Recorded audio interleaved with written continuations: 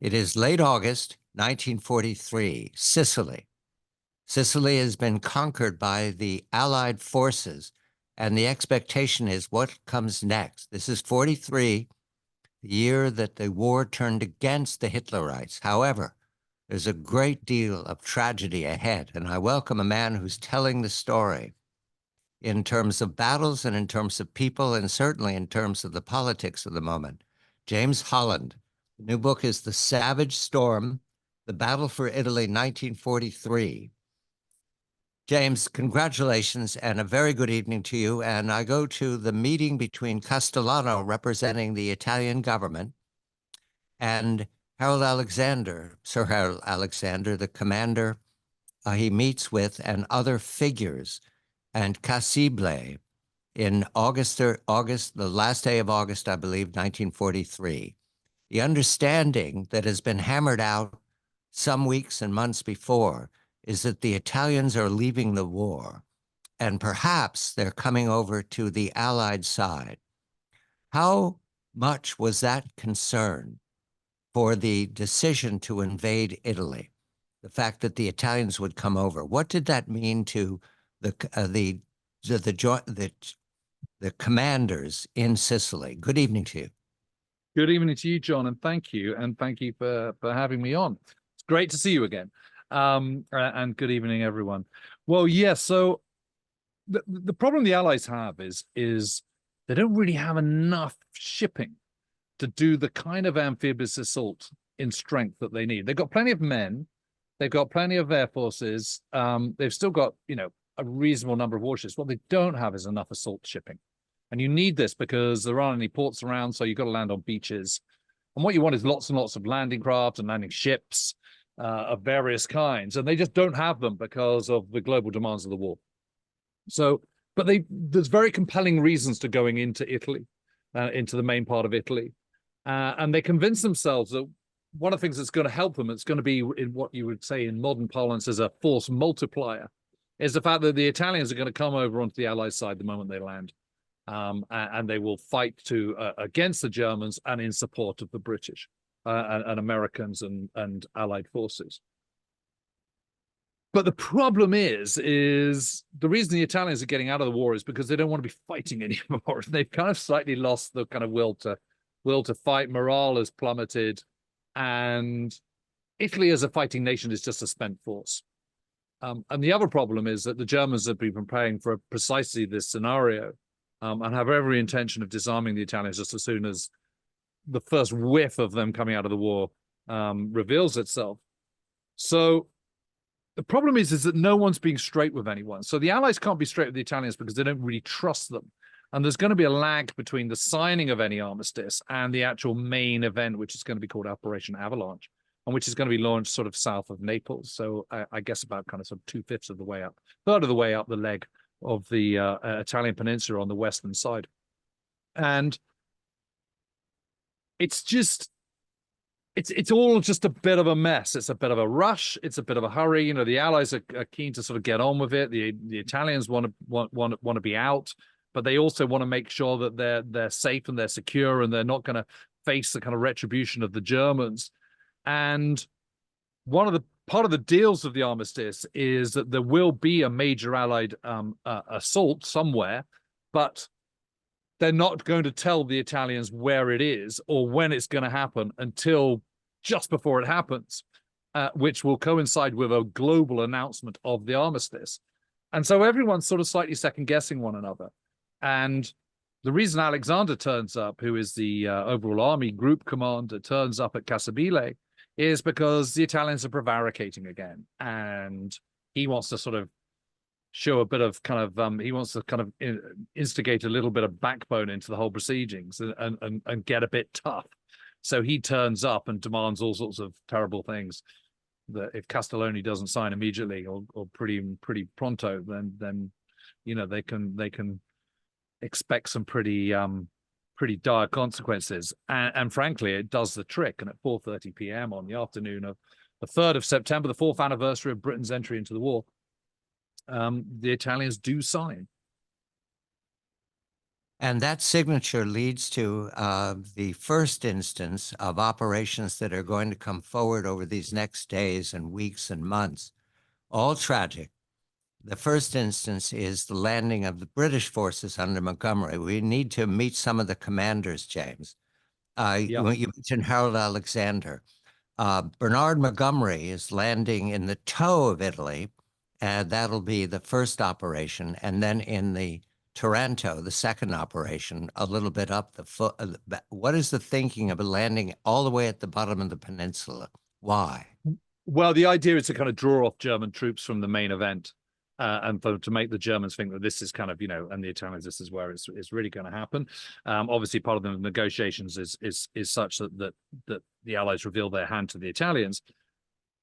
Again, the problem is shipping. If you think for Operation Husky, the invasion of Sicily on July the 10th, 1943, they had 1,243 landing craft of all kinds for that attack, where they were coming up against a number of Italian troops, but only 2 German divisions. By September 1943, there are 19 German divisions throughout Italy, and 8th Army have only got 268 landing craft in total for this operation across the Straits of Messina, which is very narrow. But that means you can only realistically take 2 divisions across. And if you think of a division as being the kind of army unit by which we judge the scales of armies in the Second World War, if you think about 15,000 men, give or take, you kind of that's your kind of ballpark figure. But a 15,000 man infantry division, for example, has 3,000 vehicles, and one doesn't have to kind of think too hard about all this to realize that the logistics of transporting 15,000 men and 3,000 vehicles from one side of the sea to another, even if it's only a strait of a couple of miles, is still pretty demanding. And you need food and ammunition and supplies and fuel and parts and so on and so forth. And 2 divisions is all they can manage. And it's incredibly mountainous there, so it's incredibly easy to defend. And from a German point of view, there's limited numbers of roads. The roads they've got are what we would call strade bianche, which is sort of white roads, dirt roads.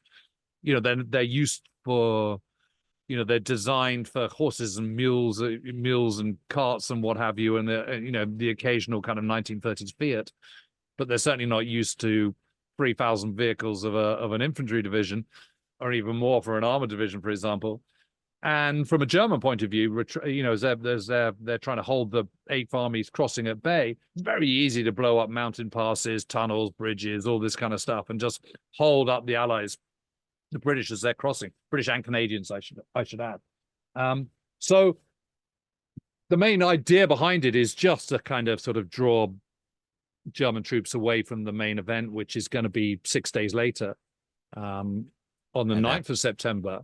Although the Italians don't know this at this point, and that's going to be Operation Avalanche, and that's where the U.S. 5th Army is going to be landing. 3 September 43, Operation Baytown, Montgomery lands in the toe, 4 years into the war. 8 September, the announcement is made of the Italians leaving the war. Eisenhower makes the announcement, and so does the Badoglio, the Prime Minister Marshal of Italy. And now we come to the main event, the landing, Operation Avalanche, by the Americans and Brits south of Naples. The book is Savage Storm.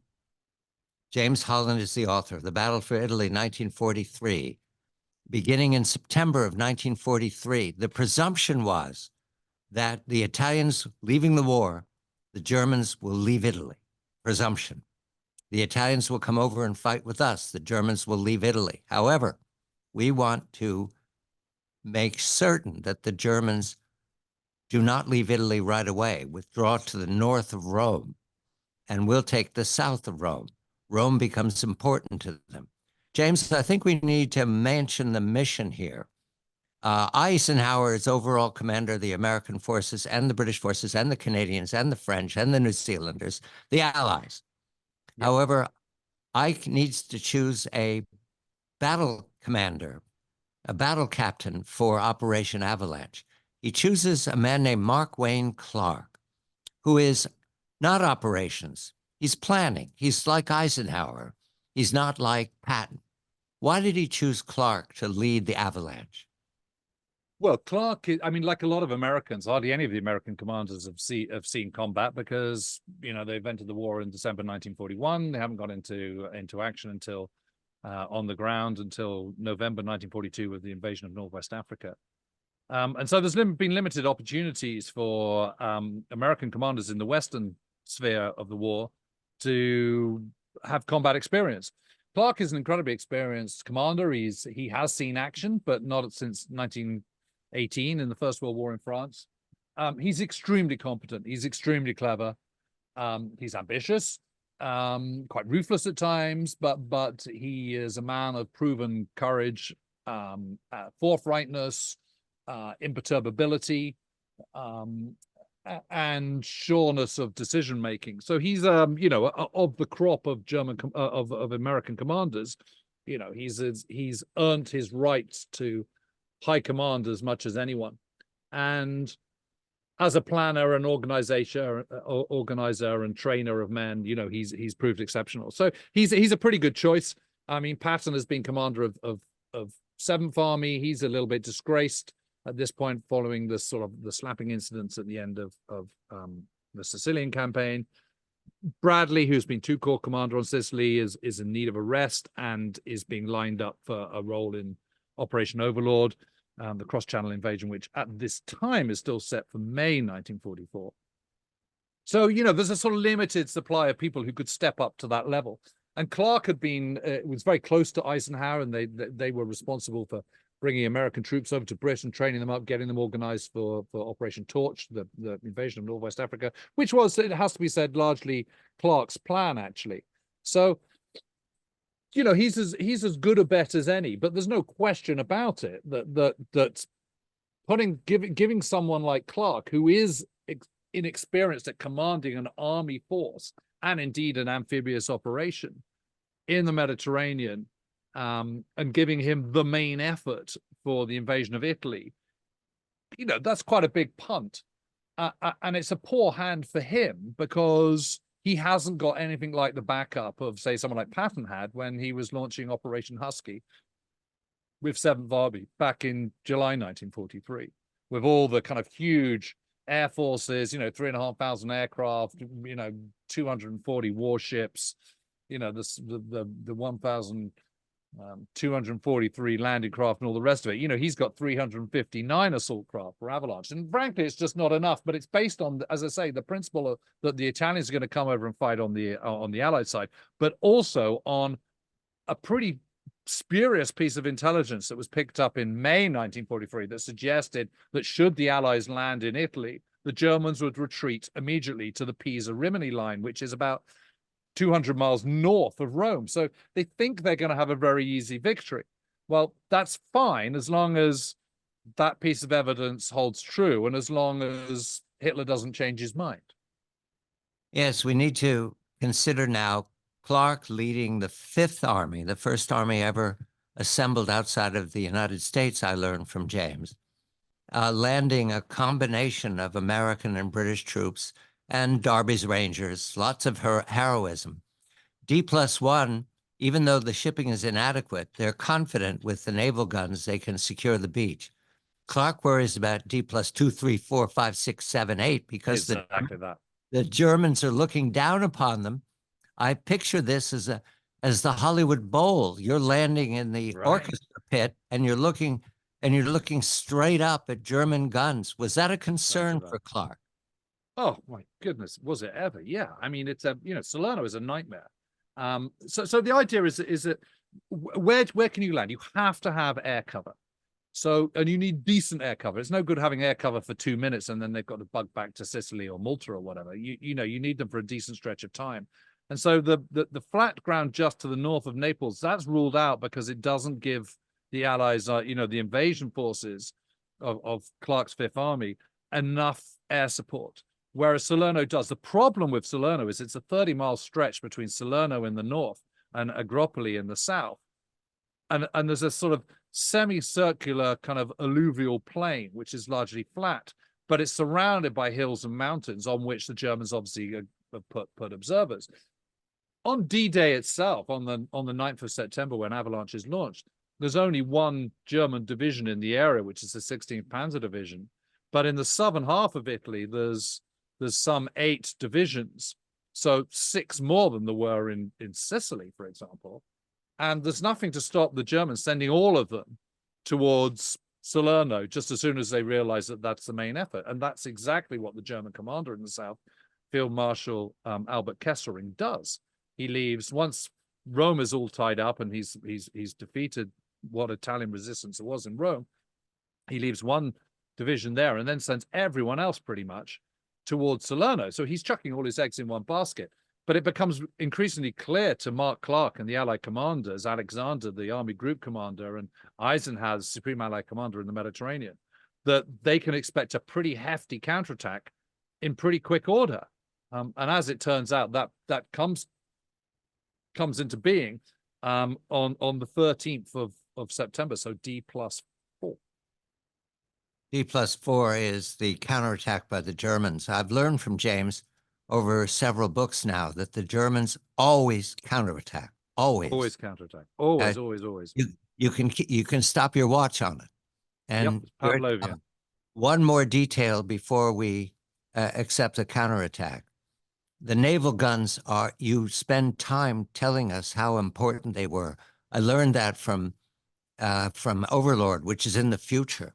Did they count on the naval guns ranging against the Germans coming down from the mountain? We have less than a minute, James. Yeah, they absolutely did. But again, they've got in total about 70 warships of varying sizes off Salerno, whereas for Husky, they had kind of, 240 or something. So it's just, they have got a lot, and it's a force multiplier for the, makes up for the shortfall of troops on the ground. But whether that's going to be enough to secure the bridgehead and make Avalanche successful, that's entirely up in the lap of the gods to a certain extent. The book is The Savage Storm, The Battle for Italy, 1943. James Holland is the author. The Americans and British have landed Operation Avalanche south of Naples, between south of Salerno. The Germans, commanded by smiling Albert Kesselring, a Luftwaffe general, who is at this point given command of the south of Italy by Hitler, or the north of Italy in the possession of Rommel and Army Group B. What is puzzling here is the politics in Germany. Hitler choosing back and forth, always uncertain what's coming next around him. James, I spend time with the counterattack because it shows once again how the commanders are always looking over their shoulder to what will Hitler make of my decision. We need to meet Albert Kesselring. What is significant about him? He's not a Prussian. No, he's not. He's not from that traditional kind of aristocratic military elite. He was an artilleryman in the First World War. Later out of the army post-war, then joined the Lufthansa, the civilian airline that was formed in the late 1920s, and then switched over to the Luftwaffe when it was formed when it was announced in 1935. And he was a very able administrator, ends up being chief of staff after the death of Wavell in 1936, I think it was. Was an air fleet chief for Poland, and then subsequently the attack in the West, and then the Battle of Britain in the summer of 1940. Before moving to, in late 1941, was given command of the Luftwaffe forces in the south, in the Mediterranean. He was responsible for the Blitz of Malta, for example. And steadily grew in authority and position, and became, by this time was commander-in-chief of German forces in the south, which included kind of obviously naval forces, but army forces as well. And there were 2 army chiefs in Italy by the end of August 1943, and beginning of September by the time of the invasions. There was Rommel in the north, Army Group B, and he had 11 divisions. And the plan was, as the Allies picked up back in May 1943, The plan remained at that point to retreat to the Pisa-Rimini line, and that was very much Rommel's thinking, because he thought, well, that will shorten our lines of supply. I fought the British and the Americans before. I know what their air power's like. We don't want to be fighting with long lines of supply down the leg of Italy. We're making rod for our own back. Let's defend up in the north, where the mountains touch either side of the coast and make it absolutely impregnable, and we can hold the Allies forever there. That's his thinking, and Hitler actually buys into that idea. And but at this point, there is still 8 divisions in the south, and that is Army Group C, and that is commanded by Kesselring. And Kesselring decides at this point that he is going to throw all his eggs in one basket, and he is going to make his prime focus on kicking the Allies out at Avalanche. And then, having done that, he will then turn back to 8th Army, which is proceeding very, very slowly through the toe of Italy. And this is the Montgomery crossings of the Straits of Messina, with those 2 divisions, the British 5th Division and the Canadian 1st Division. So that's the plan. But it is incumbent on them successfully kicking the US 5th Army back into the sea at Salerno. The attack is launched very successfully at first against the 6th Corps, which is south of Salerno. If you look at the Hollywood Bowl, it's to the right, facing it. The British 10 Corps is to the north, and Darby's Rangers are north of them.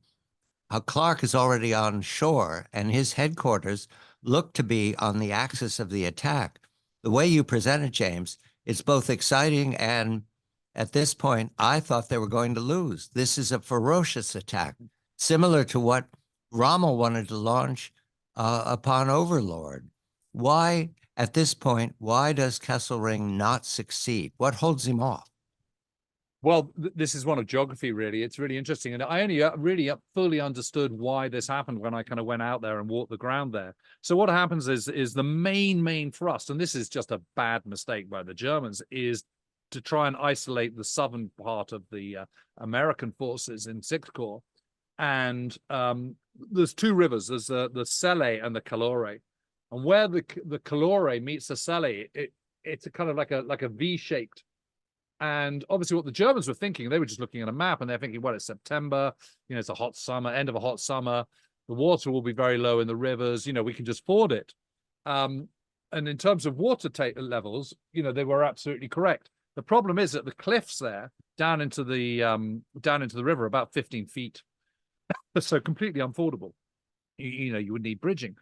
The problem is that what Clark does, because Dawley, who is the 6th Corps commander, has slightly lost the plot and is pretty ineffective. So Clark takes over personal command and directs 2 artillery battalions of field guns, which are, these are howitzers that lob shells rather than direct anti-tank fire. And he puts them along this road. Well, the road stands above where these 2 rivers meet. So the German armor can't see them because they're above them. And although the field guns don't have direct sights over the German camp group or the German battle group, what they can do is they can lob shells into a very, very tight area of very dense German armor. And that's exactly what they do. In the space of about an hour and a half, they fire 3,700 rounds, and it absolutely stops the Germans dead in their tracks. And they can't go anywhere. They can't cross these rivers because the banks dropping down into the actual river floor are too steep. And so they just get stuck there. So although as the crow flies, they're only about a mile and a half away from Clark's 5th Army headquarters on land, they might as well have been about 50 miles away for all the good it was going to do. And that is because that's the main thrust. It kind of rather takes the sting out of the attack. And by holding off on the 13th, by the 14th, reinforcements of air power, it's a maximum effort from the Mediterranean air forces, both the strategic air forces, the heavy bombers, and the tactical air forces as well, the kind of medium bombers and fighter bombers and so on, combined with growing numbers of warships, which are hurriedly kind of brought in, and reinforcements such as the 82nd Airborne, which is dropped very successfully on this occasion. That combines to stop the Germans in their tracks and prevent a complete catastrophe for the Allies. This is when I like Clark a deal, because he throws the regimental hand in. He's at Albanelli Station, which is right there at the battlefront. and it's almost as if they're coming for him. And he gives them the courage to stand up to that German armor. And one of the themes that you develop throughout the story is that Mark Clark has been not castigated, but not treated well through the decades since. Is that correct, James? Yeah, it is. And what I've done with this book is I've really tried to tell it absolutely in the moment. I don't want to do kind of too much retrospective judgment. I want to judge the events as they're unfolding and through the perspective of the commanders and participants as they're seeing it at the time. And so with a break from how I've approached books in the past, I've tried to use about 80% of contemporary sources as much as I possibly can, including diaries and letters and so on, and including Clark's own diaries. I think it's very, very hard to criticize Clark for his performance at Salerno. At the end of the battle, when it's finally done, and actually the Kesselring calls it off at about 6:30 in the morning on the 17th of September and orders a retreat to the Volturno line, which is about 25 miles north of Naples, so about 45, 50 miles from where they are at Salerno bridgehead. Clark writes to Eisenhower and says, you know, thank you so much for giving me this singular honor of commanding Fifth Army. You know, many lessons have been learned, and we're determined to learn those lessons. You know, there's no complacency here whatsoever. Thank you for all your support. You know, we're going to strive to do better. And you kind of think, well, that's a really pretty humble, but also magnanimous approach. This is someone who's not taking anything for granted. He's not kind of crowing that he's pulled off a great defeat, a great victory. And although there is no question that it is the combination of Allied air, land, and naval power which has resulted in this victory, equally, the performance of the infantry, some of which are pretty underexperienced, not least the 36th Texan Division, who hasn't seen action before since the First World War. It's kind of hard to fool. I mean, they're pretty determined. They're pretty, you know, they do really, really well. They suffer badly, but they keep fighting. They hold their nerve. And Clark's command of the whole operation, where he's kind of everywhere, and careering around and managing all his troops and marshalling all his troops, I think with a deftness which is impressive for someone with his such little experience of high command, is really, really impressive. And, you know, you can argue the toss about Clark at the Rapido and subsequent events that take place in Italy, but you've got to judge him, I think, in the moment. And in the moment at Salerno, I don't really see he puts the foot wrong.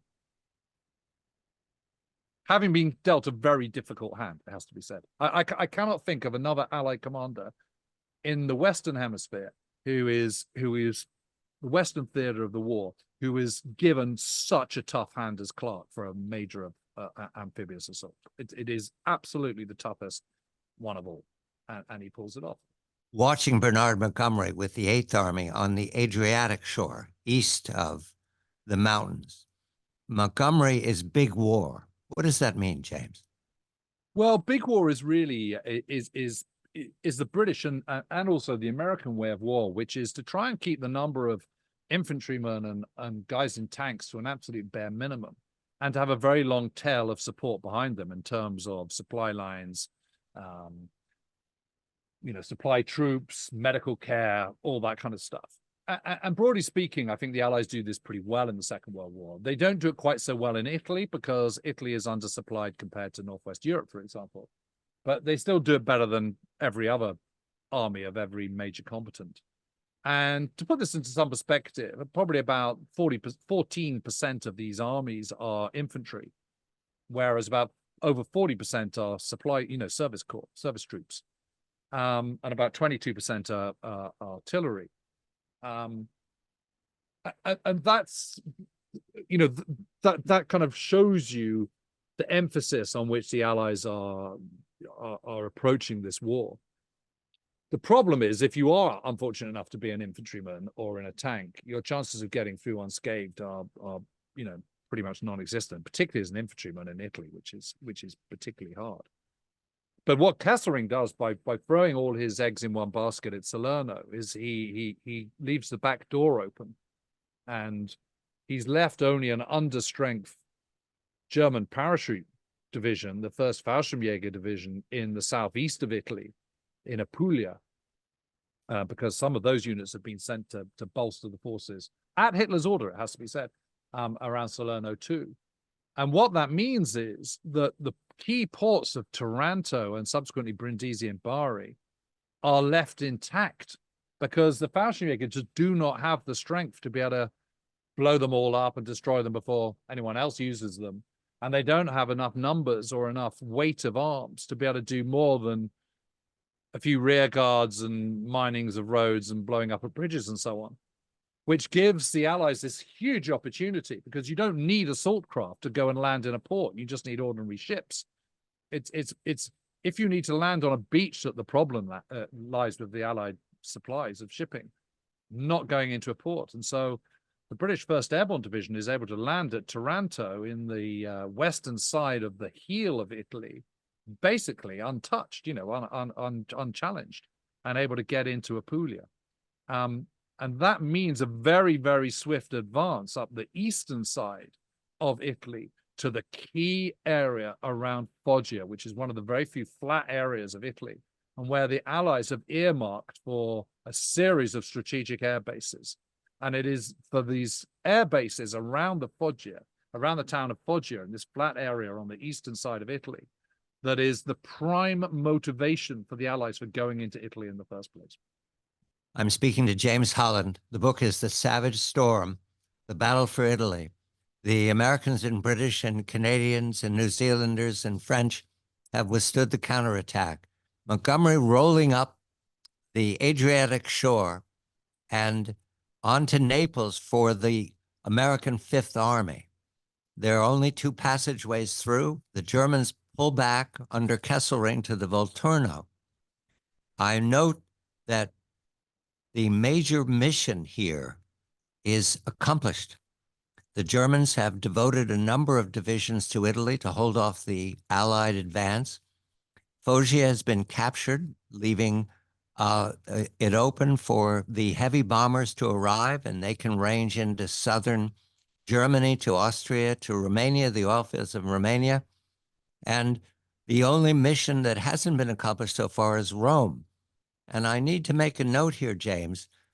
At this point, it's September coming in October. Reaching Rome by the end of the year seems fantastic to me, and yet they keep entertaining it in their command decisions. Were there regrets afterwards that they took on so much in a short period of time, knowing how Kesselring was fighting? Well, the whole of the Italian campaign is under the tyranny of Overlord. So Overlord is the cross-channel invasion, which at this point is still going to be taking place in May 1944, not the 6th of June as it eventually plays out, has been agreed the previous May, the Trident Conference in Washington in May 1943. And that is the #1 priority. And everything that happens subsequent to that and on the periphery of that is to support Operation Overlord. And one of the big concerns about Operation Overlord is that once you land on Normandy beachhead, the cat is out of the bag. And then it's a race for who can build up the biggest amount of supplies quickest. And obviously, the Allies have more supplies than the Germans do, but they're in England. And they've got to get across the channel, and shipping is a slow business, and unloading it is a slow business. Whereas the Germans are already on the continent. So on paper, it should be easier for the Germans to resupply. So the key to the whole success of Operation Overlord is that you would that you hold up the German ability to reinforce the Normandy bridgehead. And you do that by destroying bridges and marshalling yards and lines of communication.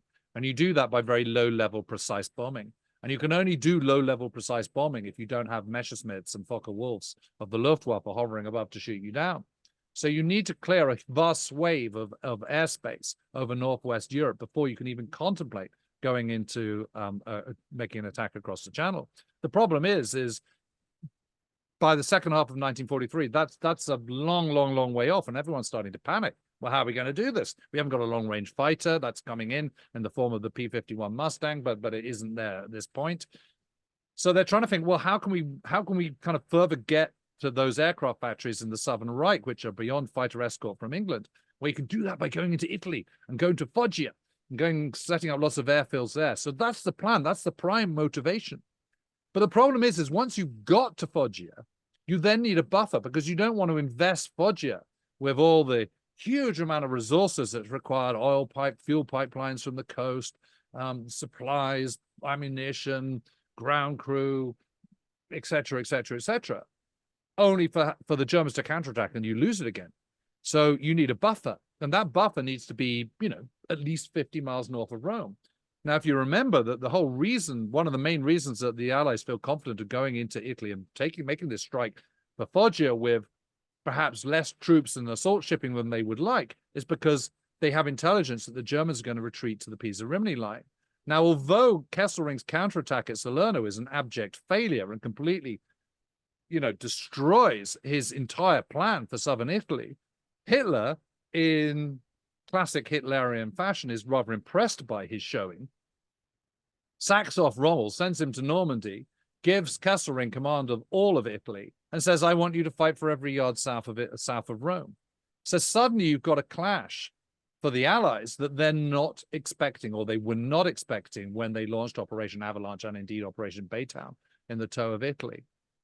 But because they've now got that prime goal of Foggia, they've got to protect it, and that means getting further north to Rome. Now, had the Germans done what they originally intended to do and retreat to the Pisa-Rimini line, then they absolutely would have been in Rome in very quick order. But as we know, Hitler changed his mind. They decided to fight, insisted on fighting south of Rome, and so it became this absolutely horrific clash, which meant that they didn't get there until the following June. On to the crossing of the Volturno River by Fifth Army. James Holland is the author. The Savage Storm is the book. The Allies have landed in the south of Italy, south of Salerno, and at the boot and the toe of Italy. Montgomery and the Eighth Army are racing up the Adriatic shore. The plan is to reach a point where they can turn left and take Rome, along with the American Fifth Army, a combination of British and American forces coming up the west side of Italy and through Naples and then on to Rome. The mission of capturing Rome is seen as a major piece of success by the commanders and their political leadership. That would be FDR and Churchill at this point, capturing Rome, a big plum. However, there are rivers to cross. As James has taught me, Italy has beautiful landscapes, beautiful, beautiful horizons, all those mountains, wonderful villages, but mountains mean rivers, and rivers flow to the sea.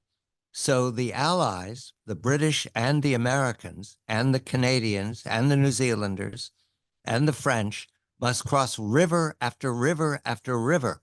And rivers, as James has taught me, are very easy to defend if you're waiting for the other side to cross with pontoon bridges, because you blow all the bridges, or at fords that can be identified. The Volturno River is the first one that the Fifth Army must cross. And again, James, we come to the decisions made by General Clark. He believes in force, main force, on multiple fronts to cross the river. Is that successful against Kesselring? Does Kesselring combat it, or does he fall back with the way Clark crosses rivers? Yes, it is broadly pretty successful. I mean, the Volturno crossings, which take place in the middle of October, following the fall of Naples at the beginning of October, again, they're incredibly successful for the U.S. Fifth Army, which, just to restate, involves both Americans and British troops at this point. And the problem is that the Italian campaign has been conceived in the sunshine of August and heat and sunshine of August, and been launched in the heat of September. But suddenly at the beginning of October, it starts to rain, and it just rains and rains and rains. And I mentioned earlier on the problem of Italian roads. There are some asphalted roads, but most of them aren't. And they're just simply not designed for the weight of traffic from a highly mechanized and industrialized armies, such as Fifth Army. And they're pretty quickly churned up when you particularly add torrential rain. And all the ground either side of them also gets completely drenched and waterlogged and muddy and all the rest of it. And what you have as the Volturno weaves through hills and mountains and then goes out into another coastal plain, you've got a little floodplain either side of it in the mountainous hilly bits, and then a complete plain near the coast. And this plain just gets waterlogged by rain and by rising river levels. And the Allies have got to sort of get across this. And what that means is that you've got to use the main axis of advance, which is already there, i.e. roads, which canalizes the effort, which makes it incredibly difficult. So the fact that they managed to get across successfully in a matter of sort of 48 hours is incredibly impressive. But it also has great significance for future river crossings that Fifth Armory undertakes later on in the campaign. The Montgomery forces, there is a battle over a town called Termoli, and it is an example of how Montgomery fights the war. My memory, James, and you can help me here, is there's so many battles, they become overwhelming the first several times you take notes, is that Montgomery puts together amphibious special forces and a drive up the roads towards Termoli. So it's a combination. Yeah. It's the big war again. Yeah, absolutely. So you've got the SAS, and you've got the commandos landing by sea first, and the point is to try and secure some key bridges across the roads before the Germans can blow them up. While 78th Division, British 78th Division, attacks from the south. And broadly speaking, it's pretty successful to start off with. That all goes okay. But then the Germans counterattack again, and they send 16th Panzer Division, sort of fresh from its beating at Salerno, comes across, and a number of other forces. And for a couple of days, it's a pretty stiff fight, but 8th Army does prevail.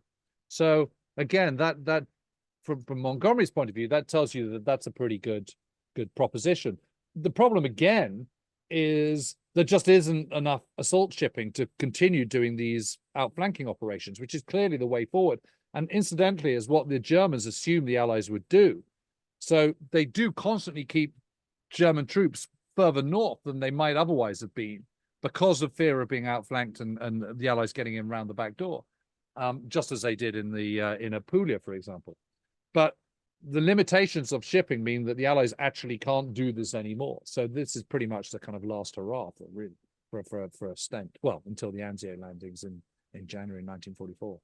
The joy and discovery of your book, James, is the diaries that you introduce us to again and again. In your acknowledgments, you talk about the museums keeping diaries. Sometimes they have a diary and we don't know what happened to the diary keeper. These diaries, however, underline the humanity of all of the actors. So many of the books that I've read since, well, my life, take it from the American point of view or the Allied point of view. And then the Germans are unknown except for whatever they do that can be defeated. You have German diaries, one in particular by a medical officer named Maus, Wilhelm Maus, who is a Nazi from Marburg. And you have diaries from the Canadian Farley Mowat, my absolute favorite because he writes so well, and Harry Wilson, a piano-playing Irishman who's with the 8th Indian.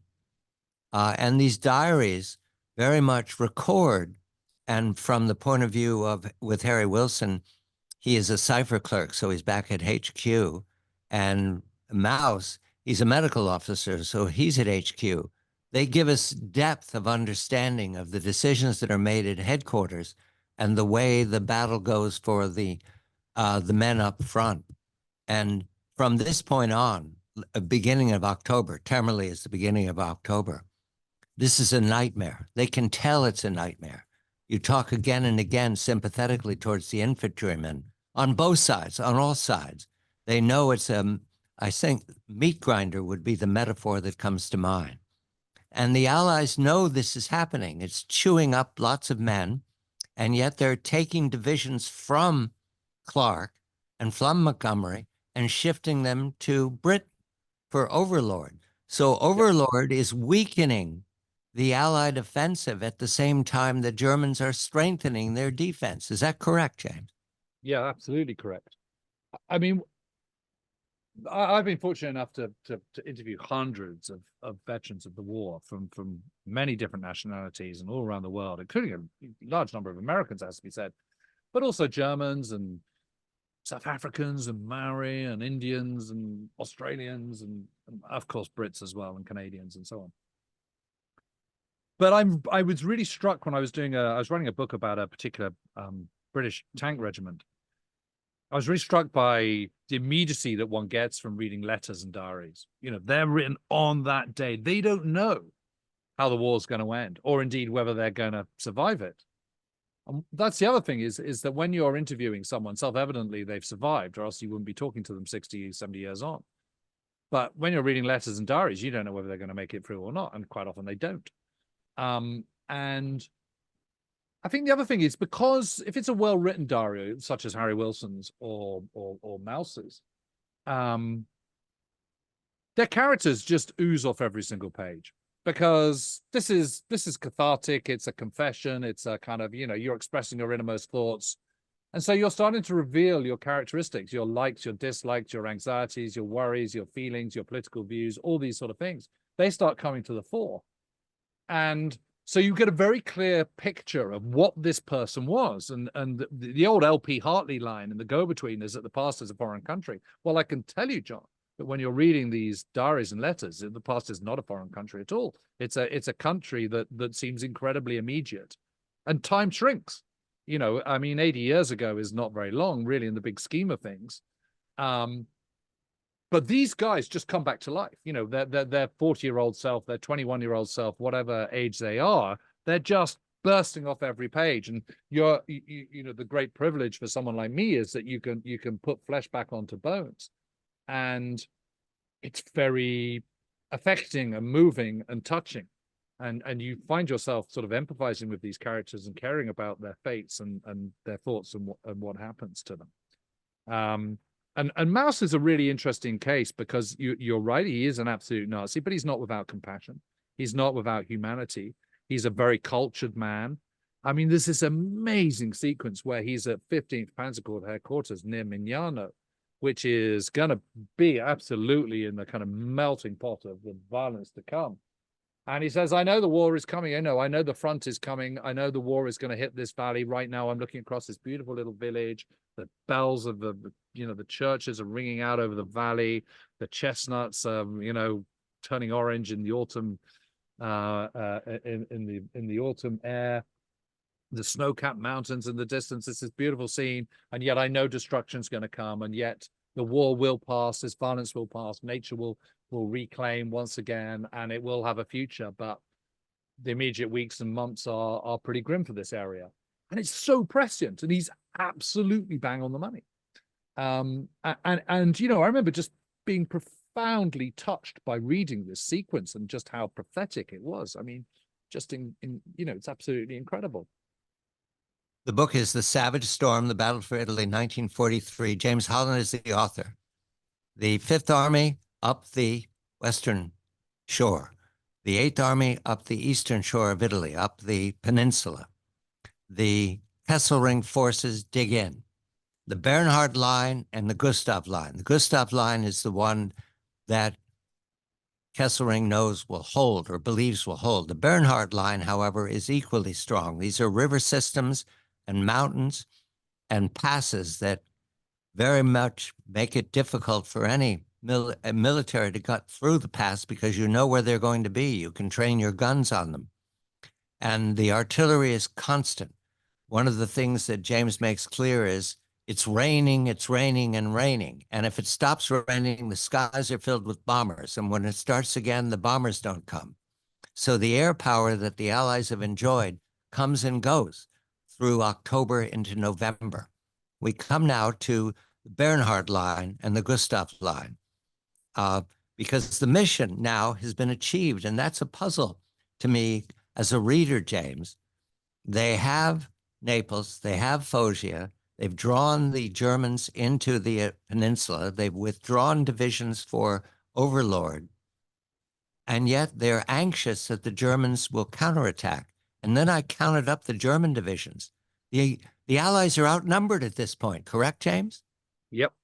Yep. Yeah, they are in terms of manpower, not in terms of firepower, but they are in terms of manpower. And that's significant because, the rule of thumb is that you should never attack unless you've got a 3-to-1 manpower advantage at minimum. And the Allies don't really have that, which is why it's all the more creditable that they make the progress they do. The problem is it's all about this cushion for Foggia. It's about protecting Foggia, having committed to Italy and having committed to huge investment in the Foggia airfields with the strategic airfields and the formation of the US 15th Air Force on the 1st of November 1943. They've got to look after it. They've got to protect it. And that means pushing north of Rome. And it also means maintaining the initiative, not falling back onto the defensive. And what the Germans have been doing is all this time since Salerno, the retreat from Salerno, they've been building up these the defenses along two parallel lines, the Gustav line to the north and the Bernhard line, the Winter line, as the Americans call it, just a little bit, 10 miles to the south. And one has to think of this as like a sort of double lock system on a safe door. This is where the mountains basically go from side to side. That's not quite as strong as the Pisa-Rimini line 200 miles to the north of Rome, but this is a pretty formidable position. And the first key bit is the Mignano Gap, which is where the Via Casalina, which is the main road going north from Naples to Rome, passes through a sort of low valley, a few miles wide, but towered over by two twin peaks, Monte Cassino on the southwestern side and Monte Sammucro on the northeastern side. And then just behind that is the next big defensive position, which is the Gustav line, which focuses around the where the road goes around the edge of the Monte Cassino massif. And this is for 1944 and the future. But the next main obstacle for Fifth Army is the Bernhard line. And it does stretch across the whole peninsula. And it's just an incredibly tough position because these peaks are kind of, 3,000 foot high mountains. And on there you have observers with incredibly good optics directing the artillery fire of the German guns in the valleys below onto this key axis going north. And for a highly mechanized army such as the Allies, you can't go forward unless you've got these arteries, these roads. But they're zeroed by German artillery. And what that means is the Germans have already worked out where to drop their shells to prevent the Allies using these roads and rail routes. And so until you can prize off the observers from the top of the mountains, which are, of course, protected by infantry, you're not going to be able to get through these valley passes. And that's the whole problem. So how do you get these observers and these German infantry off these mountains? Well, you've simply just got to go up them and fight them and kill them and get them off. But that's easier said than done in winter with very short days where you've got, most of the time, you've got 10 tenths cloud, so your air power is ineffective, and where it's cold and wet, and your supply lines that you're used to, i.e. highly mechanized ones, have been nullified by the steepness of the mountain sides and the terrain. And in place of trucks and vast arsenals of mechanized warfare, you're dependent on your own 2 feet and mule trains. And that's an incredibly difficult proposition. And to put this into some perspective, the US Army Rangers spent 45 days and nights on one mountain, Monte Corno, when you consider that the Sicily campaign was only 38 days long. That's a hell of a long time to be in one place on one mountain, not achieving very much. The book is The Savage Storm, The Battle for Italy, 1943. James Holland is the author. This is the nightmare now. The rain, the lack of air cover because of the storms, the mountain peaks, the artillery that is constant, always in the background, always in the foreground. And the Germans are developing very carefully the defensive lines. They know the Allies cannot penetrate. They're confident because they have the high ground. They're looking down on the Allies. The Allies must advance up a mountainside. And as James has taught me, these mountains are not covered with dirt and forest. They're covered with stone. So when a mortar shell or an artillery shell hits the stone, you get secondary effect of shrapnel everywhere. wounding people anywhere in all directions. These two facts weigh upon the infantry that must absorb the bulk of the battle because of the mud. You can't get the armor up. Remember, big war means steel, not flesh. That's how the Allies fight, which is different than the Russians and the Germans, as James has taught me. But because of the rains, the flesh must go first. And there are two battles that James spends a chapter on each because they exemplify the challenge for Fifth Army and Eighth Army. The first one I'm going to come to is Ortona, because the Fallschirmjäger, the German paratroops, they're very good quality troops, are dug in at Ortona, is my belief. And Farley Mowat is on the scene as the intelligence officer for the Hasty Peas. And he gives us an understanding of this battle, the arbitrariness of the mortar rounds, and the determination of the Germans to hold on. James, I don't recall, is this one of the flattened cities? You've been to Ortona. What does it look like today? Well, it's actually not too bad a shape, although there's plenty of evidence of the battle that takes place. It's not completely flattened, but it's it's destroyed. I mean, there's not a single building in the town that hasn't suffered some kind of damage.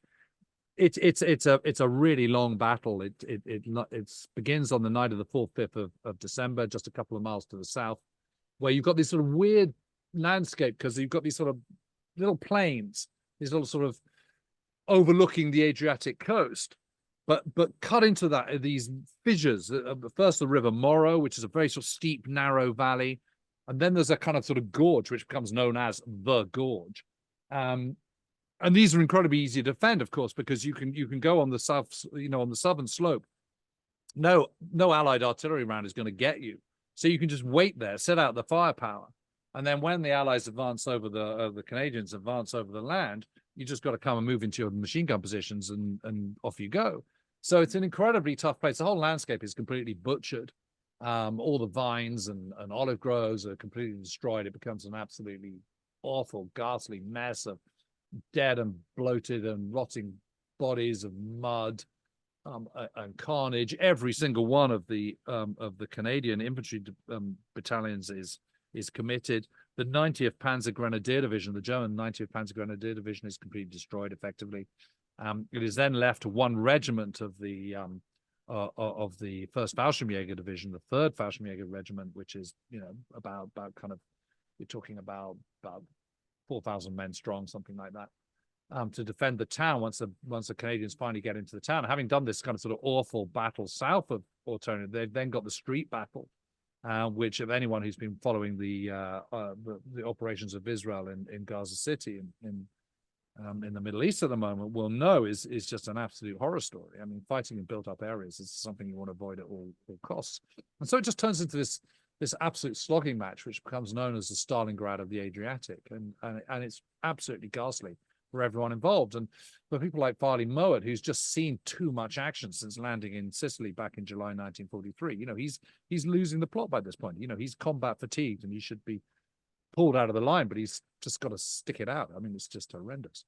Yeah, there's a moment it reminds me of scenes that I've seen in movies. I can't name the movie, where Farley Mowat is overwhelmed by shell fire, I believe, or an explosion. And he starts to go down the road by himself with no particular aim, just to leave, to get away. Human reaction. And one of his mates grabs him, as I recall, and gives him a sip of whiskey. And I felt like the scene was, all of a sudden the buzzing in his brain stopped and he realized he had to go back to the battle. Do I remember that? Was that Ortona? Yeah, that's absolutely right. Yeah, he's suffering from what he calls the worm, and the worm is fear. And it's when the fear is so great that your fear of being caught out is greater than the fear of losing. Is not as bad as the fear of losing your life. You're just basically losing your nerve. I think everyone has a sort of bank of courage, and if you spend it, the bank becomes empty, and then you've got nothing left, and it needs replenishing. Funds need to be put in, and that means coming out of the line and having kind of a bit of R&R and all the rest of it. And he just doesn't have enough, and he's not alone. And it's exacerbated by the mud and the conditions and the privations and the ghastliness of everything that's around them and the kind of scale of destruction. It's a tragic story, and there is one moment where, you know, he's just been sent back to go and find some Sherman tanks, and he gets blasted off his feet by a round of Nebelwerfers, which are sort of, you know, rocket mortars, and he lands on the body of a dead Fallschirmjäger, scrambles to his feet and finds himself face to face with a wounded German soldier, young boy who's lost his arm and got a massive gash in his stomach and who's dying, and it's deeply traumatic. And he eventually sort of manages to get himself out of there, gets a ride back to the front on the tank, and when he jumps off the tank, his legs just buckle. He's unconscious, and he does recover, but you know, he's a spent force. And as I say, he's absolutely not alone, because in Ortona there's a German fellow, a Fallschirmjäger called Lieutenant Pick, who also loses his plot. He's just lost his best friend. He drops his machine gun, disappears out, walks straight out into the middle of the square,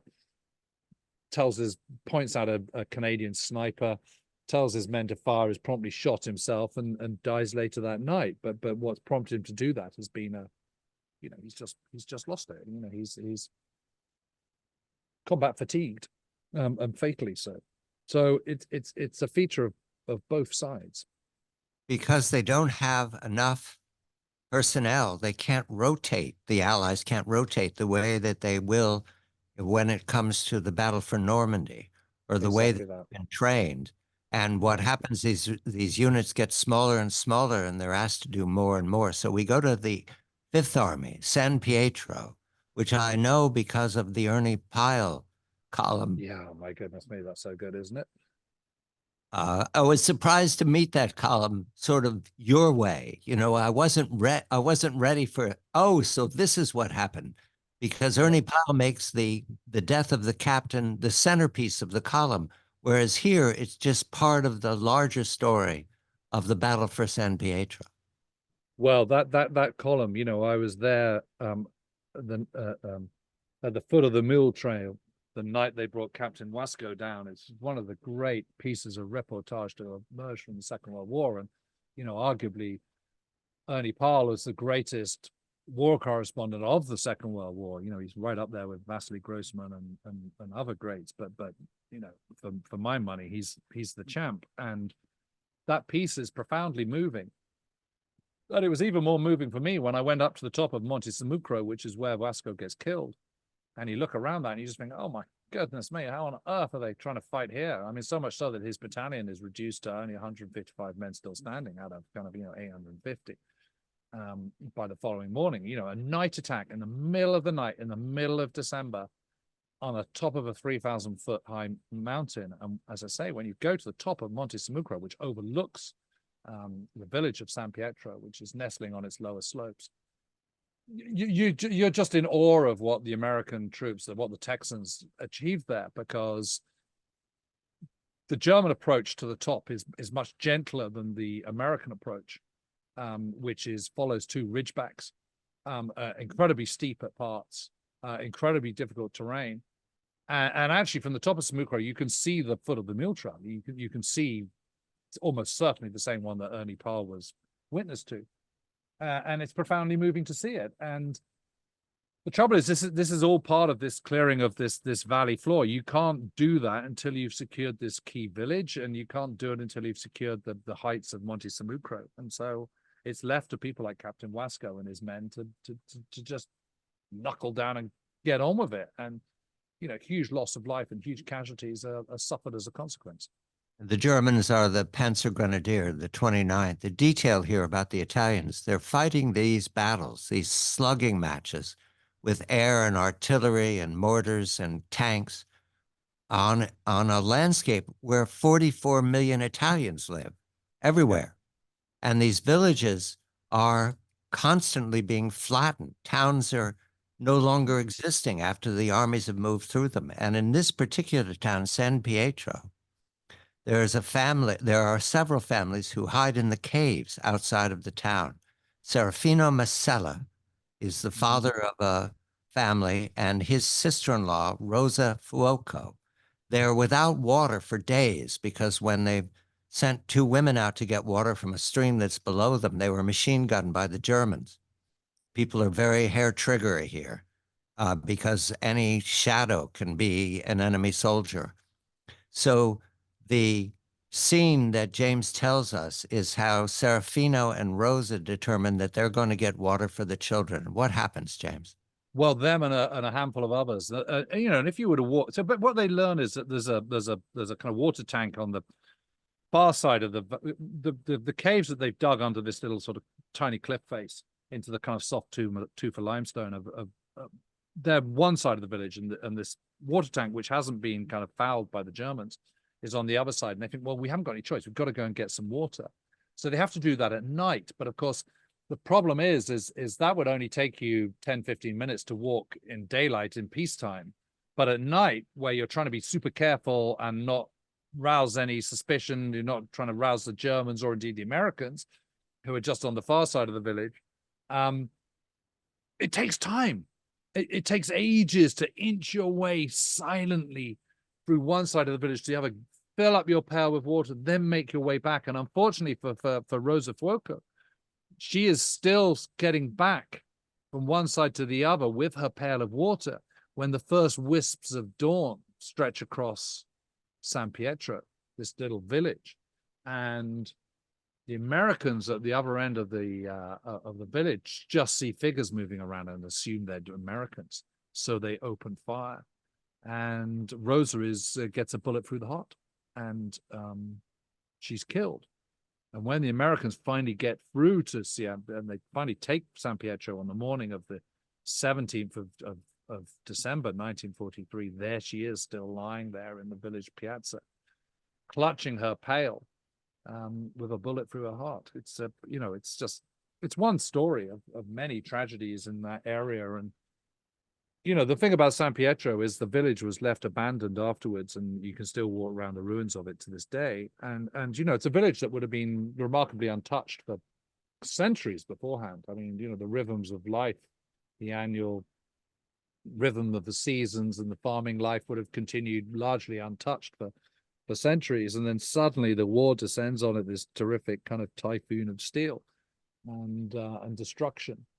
And they find themselves caught up in the middle of it. I mean, it's just an absolute horror story.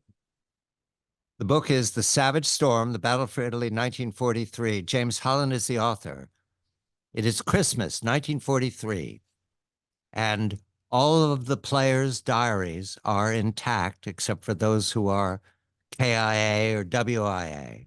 And ahead of them is a nightmare. And we need to build the nightmare because that comes next in James's presentation. The next book, or whatever book it comes, I want to get to Rome, but we're well short of Rome right now. And above them all, above the Liri Valley that they've penetrated through, is Monte Cassino. What is that, James?